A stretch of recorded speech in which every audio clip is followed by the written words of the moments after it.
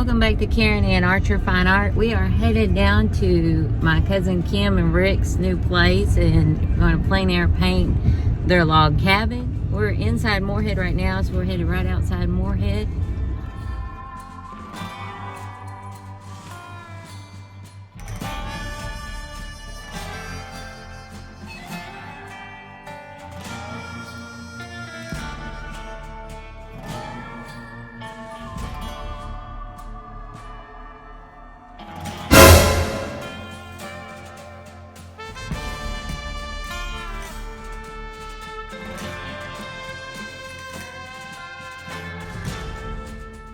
Alright, we're here, we're all set up.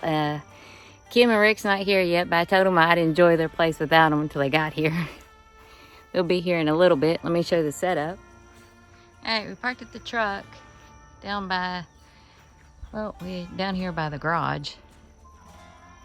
Put out the canopy. And decided to use the wooden easel because I'm up to a 12 by 16 today. Got my plein air backpack, everything out of it set up, and my camping chair, and I brought my extra, what I call studio bag set up. And let's talk about the view. What I'm all wanting to paint is I'm liking the shadows are starting to come in off the side of the mountain and coming onto the house already. And this tree here is a weeping cherry, and the story is that Kim wants this painted in springtime, but yet wants the rest of the other trees in summer. So we're gonna leave it all green, but bear in mind that this weeping cherry is going to be kind of pink, icy looking. As we get started, one thing I ain't gonna lie to you, I'm a little leery about being kind of nobody out here with me right now. We just ran over a big black snake on the way up, and here's some pictures of a snake, a rattlesnake, or is a copperhead. I can't remember which one that Kim and Rick killed in this yard.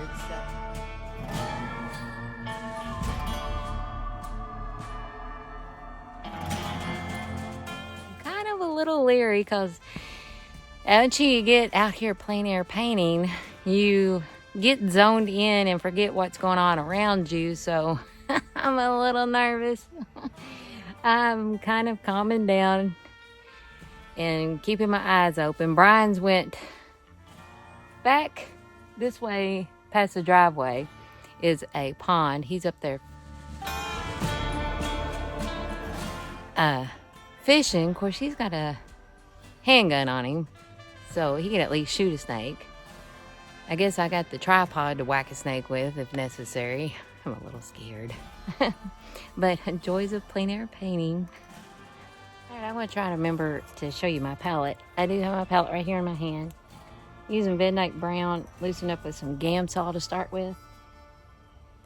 Trying to get size-wise how big I want the house to be and how many features I want to get of the house. So we're going to start off a little bit small,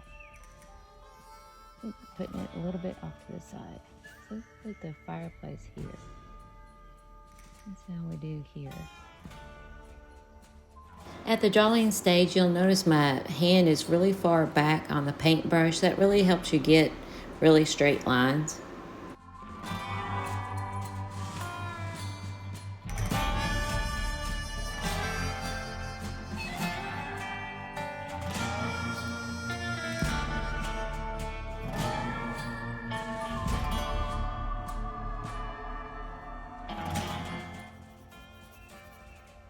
And also thing I'm gonna have to decide is how much detail we want.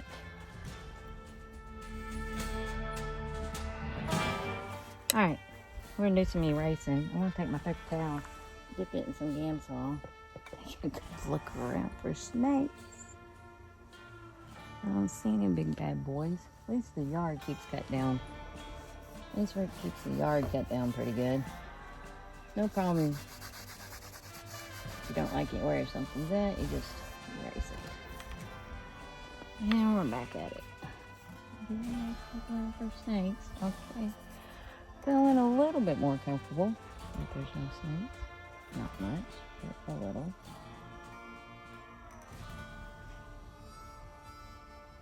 Why do I hear noises from over there?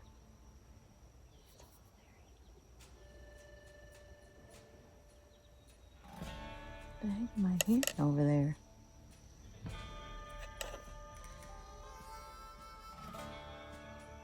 Peace and quiet out here. You think you hear crap?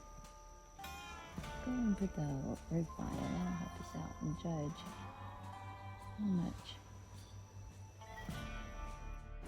Sometimes I'll use my palette as a kind of a guide to draw straight lines. Also in the palette cup is Liquid Original. I'm using it as a medium. That's Van Dyke Brown and Titanium White on the palette. And we do things again, so we're gonna take a look around for snakes. I'm still scared. Okay. Now, what's in here is...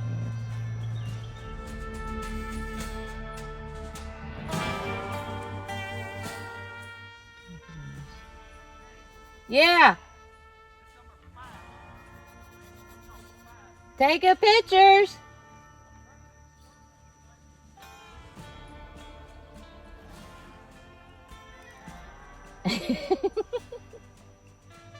I love you. Probably nobody fished it for a while. Yeah. Well, she's not gonna like this, but we're gonna put this weeping cherry really running off the page.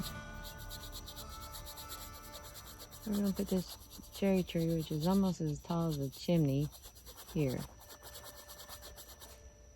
Which leaves the background where Brian is.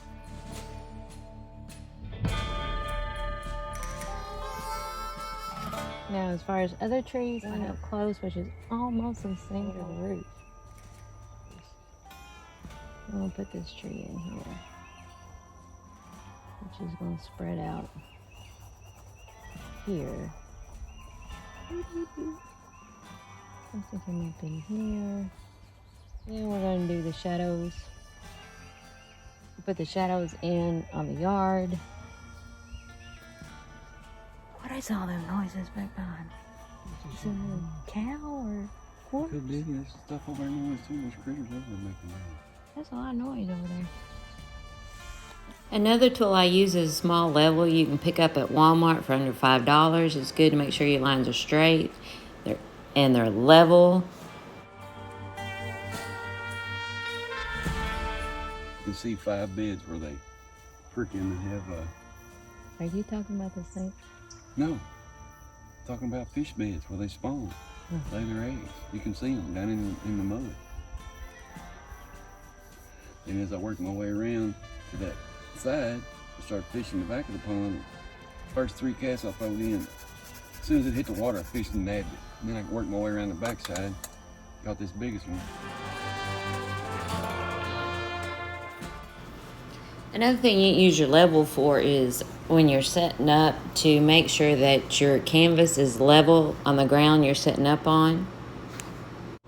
One of the focal points is where the light hits, and I really like how the light is hitting across the yard, but yet the shadows are coming in off the hill and casting down, really making the difference between the darks and the lights.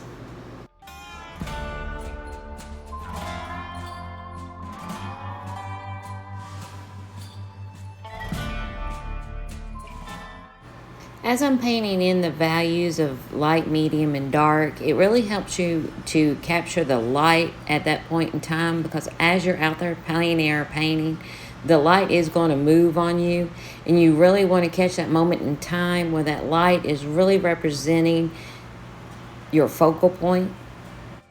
The name for this in this step of the painting is called no tan. I've noticed at this point that the chimney is not as high as I want it to be, so keep in mind at any point in time you can make alterations on your drawings. You can erase with a gam saw whenever, then add back any of the drawings you want.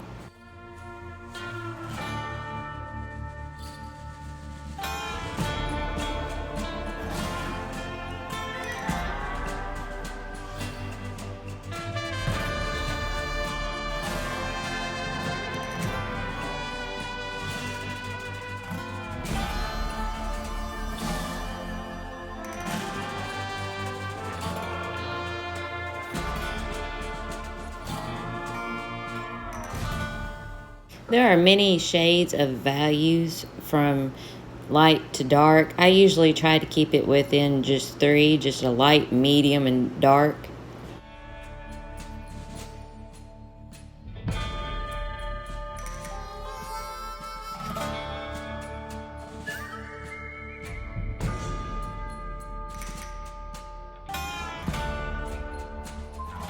Using this as the first layer of paint using a no-tan process helps you out with your values when it comes to your mixing and the saturation of your paint.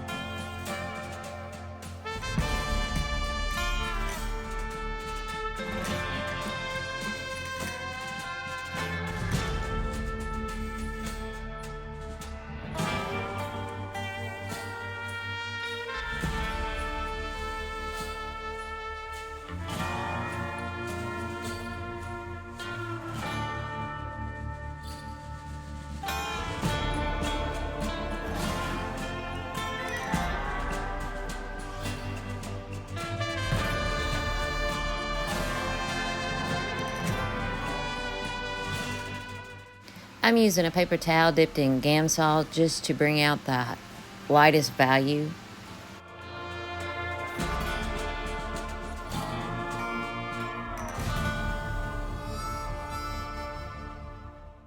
I'm wiping off some of the background to push it farther back and make the house seem forward.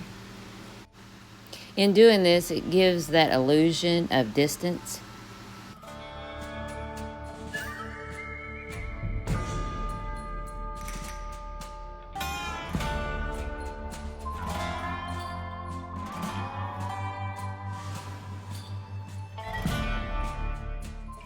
The front porch was half an octagon, and each side of the octagon was a different value.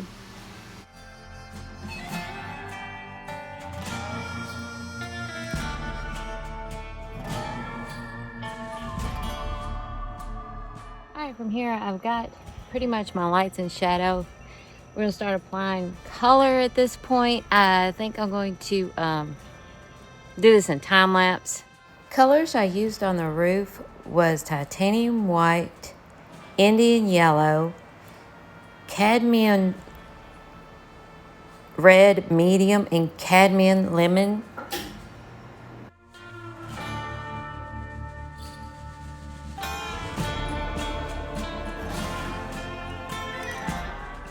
Adding to the roof mixture to work on the logs, I also used the burnt sienna, raw umber, a magenta. Also using the asphaltum.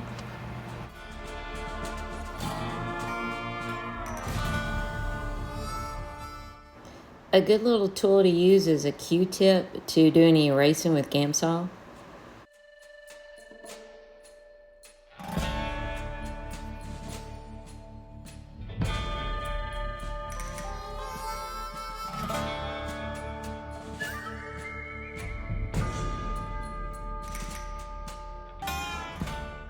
For the sky, I used titanium white and cobalt blue. On the greenery, I used cobalt green and then cadmium lemon.